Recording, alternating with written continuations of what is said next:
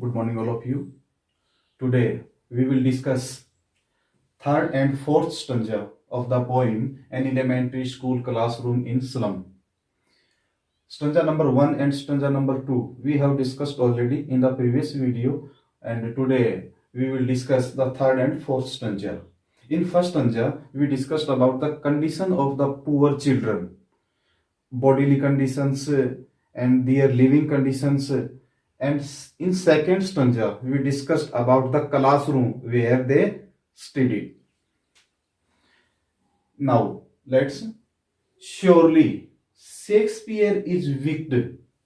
Surely means निश्चित ही Shakespeare, जैसा कि आपने देखा था ना स्टंजा नंबर 2 में कि उस क्लासरूम में एक शेक्सपियर की फोटो लगी हुई है, पिक्चर लगी हुई है। शेक्सपियर मैंने आपको बताया था कि बहुत ही great English poet and writer है। इज विक्ट, विक्ट होता है बुरा। इट मीन्स ये नहीं कि शेक्सपियर इज विक्ट, शेक्सपियर बुरा, इसका मतलब ये नहीं है।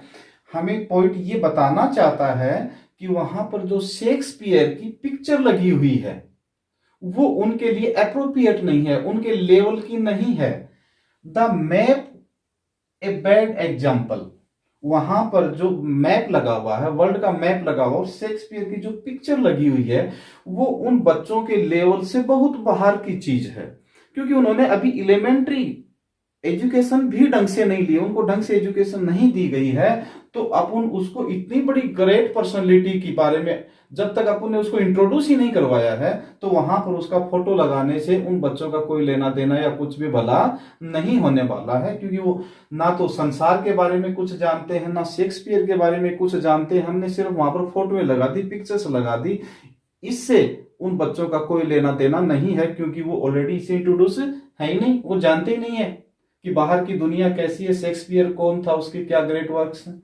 तो ये बड़े बड़े एग्जाम्पल देना एक बुरी बात होगी, क्योंकि पहले तो उनको एलिमेंट्री जो एजुकेशन है, उनको जो बेसिक एजुकेशन है वो तो पूरी दी जानी चाहिए, उसके बाद ही तो वो ऊंचे वाली दर्जे की चीजों को सीखेंगे।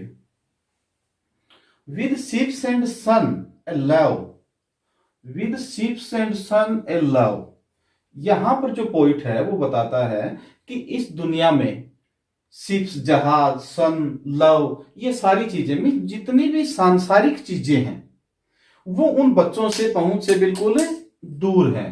Tempting them to steal, tempting means लालच, greed, tempting means greed, them to steal, steal means चुराना।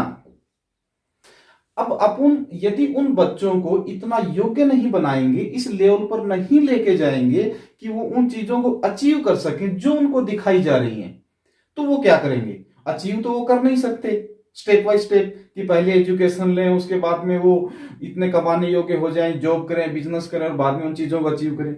इतना तो हम उसके लिए कर नहीं रहे हैं और उनको ये चीजें अपन फोटो में दिखा रहे हैं, तो बच्चे किसके लिए प्रेरित होंगे? क्या मोटिवेशन होगा? स्टील, चोरी करने का, कि ऐसे तो दुनिया की चीजों को अपन अचीव कर नहीं सकते, अवेल कर नहीं सकते, ये सुख सुविधाएं अपन को मिल नहीं सकती, तो क्या किया जाए? चोरी की जाए। तो यहां पर जो पॉइंट है वो कहता है कि झूठे उनको इतनी इतनी चीजें दिखा करके, इतने बड़े बड़े एग्जाम्पल देख करके अपन किसकी ओर मोटिवेट कर रहे हैं? उनको चोरी करने की ओर मोटिवेट कर रहे हैं, गलत काम करने की ओर मोटिवेट कर रहे हैं, जो कि रॉन्ग है। For lives that slyly turn in their cramped holes, for lives that slyly, slyly means hide, छुपा हुआ, turn in their cramped hole, cramped means narrow, सकरे, होल्स होते हैं बिल, जैसे चूहे के बिल होते हैं, सांप के बिल होते हैं। अब पॉइंट क्या कहता है कि जहां पर वो रहते हैं वो वहां पर ऐसा लगता है जैसे कि उनकी जो गंदी बस्ती, झुग्गी झोपड़ी देख करके ऐसा लगता है जैसे कि चूहे के या सांप के बिल हों, बिल्कुल सकरे सकरे, और वहां पर वो छुप के रहते हों, क्योंकि बाहर की दुनिया से तो उनका कोई वास्ता है नहीं, वो बिल्कुल भी परिचित बाहर की दुनिया से नहीं है।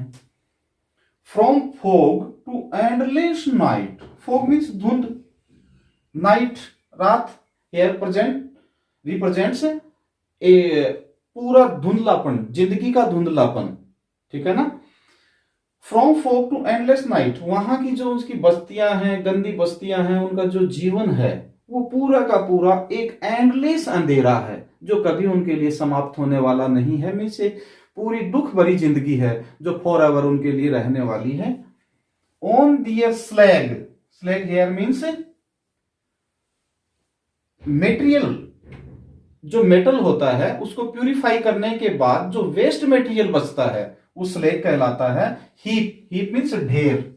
दी चिल्ड्रन, अब इन बच्चों की जिंदगी जो है वो कैसी है, जस्ट लाइक जब किसी मेटल को प्यूरिफाई कर लिया जाता है, अच्छा मटेरियल एक तरफ कर लिया जाता है और जो बुरा कचरा होता है, रद्दी का होता है, उसका एक तरफ ढेर लगा दिया जाता है, जस्ट उसी प्रकार से इनकी जो जिंदगी है वो वेस्ट मटेरियल के ढेर जैसी रह गई है। Wear skin peeped, wear skin means चमड़ी, पिप्ड दिखाई देना, थ्रू बाई बोन्स। अपन कई बार कहते हैं ना कि कोई दैट पर्सन इतना वीक है कि उसकी तो हड्डियां दिखाई दे रही हैं, तो यहां पर पॉइंट कहता है कि ऐसा लगता है कि उसकी जो बच्चे हैं उनकी जो चमड़ी है उनमें से उनकी हड्डियां दिखाई देती है, मीन्स इतने वीक है, फिजिकली बहुत वीक है, क्योंकि उनको कहीं भी सही पोषण नहीं मिल पा रहा है। एंड स्पेक्टेकल्स मीन चश्मा ऑफ स्टील, उन्होंने स्टील के फ्रेम के चश्मा पहने हुए हैं, जो उनको इधर उधर कहीं भी गिरे हुए मिल जाते हैं वही वो पहन लेते हैं। विद मेंडेड ग्लास, मेंडेड मीन्स रिपेयर किया हुआ, अब नया चश्मा तो उनको बेचारों को मिलेगा नहीं, तो कहीं से भी उनको फ्रेम मिल जाती है या कहीं वो उसमें मेंडेड मीन्स रिपेयर करके उसमें शीशा वगैरह डाल करके उसको वो पहने रहते हैं।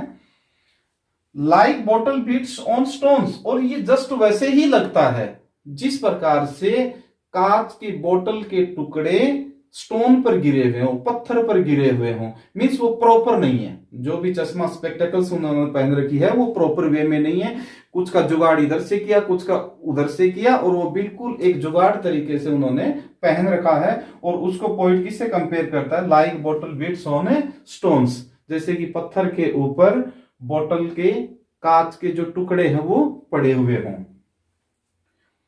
All their time and space are foggy slums. All their time, उनका जो पूरा समय है, मीन्स जो पूरी उनकी बच्चों की जो जिंदगी है, and space are foggy slum.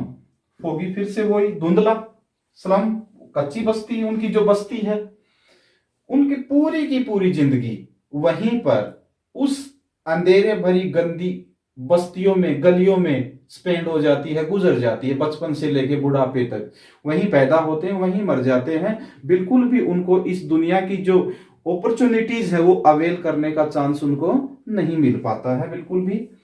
So blot, blot means धब्बा।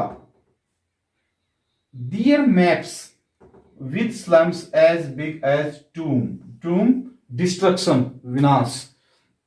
अब पॉइंट कहता है कि वहां पर जो इतना बढ़िया वर्ल्ड का मैप लगा रखा है, शेक्सपियर का पिक्चर लगा रखा है, इससे अच्छा है कि उस मैप के अंदर कहीं कहीं ब्लॉट भी कर दो। किसके ब्लॉट, कि जहां जहां कच्ची बस्तियां हैं, जहां जहां उन लोगों की जिंदगी बसर हो रही है जो कि बिल्कुल गरीब हैं और इस दुनिया की कोई भी अपॉर्चुनिटी उनके हाथ नहीं आ रही है। मैप में जैसे दूसरी जगह दिखाई जाती हैं कि रेलवे स्टेशन है, ये एयरपोर्ट्स हैं, ये मार्केट्स हैं, ये राजधानी है, ये दिखाया जाता है, उसी प्रकार से मैप में जगह जगह इन बच्चों की या इन व्यक्तियों की जिंदगी जो बहुत ही अभाव में गुजार रहे हैं उनके निशान भी हमें कर देने चाहिए। फॉर एग्जाम्पल इंडिया में जहां भी है कि यहाँ यहाँ कच्ची बस्ती है तो वहां पर हमें निशान लगा देने चाहिए। और ये इसको कंपेयर किससे करता है, एज ए बिग डूम, और वो निशान इस बात को रिप्रेजेंट करते हैं कि जहां जहां भी ये निशान लगे हैं इट मीन्स यहां पर डिस्ट्रक्शन है, ये विनाश है। जहां भी कच्ची बस्तियां हैं, क्योंकि वहां जो बच्चे हैं वो बिल्कुल भी अपॉर्चुनिटी गेन नहीं कर पाएंगे, अवेल नहीं कर पाएंगे, बिल्कुल भी उनको प्राप्त नहीं होंगी। तो कच्ची बस्तियां हैं वो क्या है, एक ह्यूमैन का विनाश का कारण है, और वो जगह जगह धब्बे लगा करके हमें मैप पर दिखा देना चाहिए। ये पॉइंट एक अपनी नाराजगी जाहिर करता है और सेटायरली बताता है कि अच्छी चीजें यदि आप बताते हो तो उन बच्चों की भी जिंदगी, उन व्यक्तियों की जिंदगी जो अभाव में गुजारते हैं उनके बारे में भी आप मैप पर बताइए। सिर्फ ये नहीं कि अच्छी अच्छी चीजें मैप के ऊपर हों और वो एक दुनिया अलग से जो बिल्कुल अभावग्रस्त है और वो भी जीती है, उसके बारे में हम किसी को कुछ ना बताएं और वर्षों तक वो अपने कंडीशन पर रोता रहे, ऐसा ना हो। यस, इट्स फोर्थ स्टंजा, ये चौथा स्टंजा है पोइम का। Unless governor inspector visitor. अब पोइट कहता है जो वहां की गंदी बस्ती का जो स्कूल है उसमें कौन कौन आते हैं? गवर्नर मीन्स सरकार का सिस्टम, जो गवर्नर होते हैं वो आते हैं, इंस्पेक्टर आते हैं, विजिटर भी आते हैं। मीन्स सरकार का सिस्टम भी उसको देखने के लिए आता है, इंस्पेक्शन भी करने के लिए इंस्पेक्टर आते हैं, विजिटर मीन्स दूसरे लोग भी देखने के लिए वहां पर आते हैं। This map becomes their window and these windows that shut upon their lives like catacombs. अब यहां पर पॉइंट कहता है this map becomes their window, कि जो ये मैप है, वर्ल्ड का जो रियल मैप है, ये उसकी विंडो बनने दो, उन बच्चों की विंडो बनने दो। वहां पर इंस्पेक्शन करने के लिए या विजिटर देखने के लिए तो बहुत सारे लोग आते हैं, लेकिन उनको वो अचीवमेंट, वो उपलब्धि, वो उनको अचीव होना चाहिए जो इस मैप के अंदर है, जो बाकी दुनिया के लिए है, वो उन बच्चों के लिए भी होना चाहिए। And these windows that shut upon their lives like catacombs, जबकि हो रहा है उल्टा, कि उनकी जो जिंदगी है वो किस विंडो तक सीमित है? जो विंडो उनकी बस्ती की तरफ खुलती है, और जो उनकी बस्ती बिल्कुल भी इस वर्ल्डली जितने भी चीजें हैं उनसे बहुत दूर है, और एक गरीबी और दर्द भरी और एक दुख भरी जिंदगी वहां पर लोग जो है वो जीने के लिए मजबूर हैं। और जस्ट पॉइंट कंपेयर करता है कि उनकी जो बस्ती है, जो विंडो से बाहर उनको दिखाई दे रही, वही गंदी नालियां, वही झुगड़ झोपड़ी, बेचारों के रहने के लिए ना साफ पानी है, ना वहां पर स्वास्थ्य की सुविधाएं हैं, कुछ भी नहीं है। तो ये जस्ट लाइक कैसी है? कैटकॉम्ब मीन्स उनके लिए एक कब्र जैसा है। कैटकॉम्ब मीन्स कब्र, ये पूरी की पूरी बस्ती उनके लिए कब्र जैसी है। Break O break open till they break the town and show the children to green fields and make their world।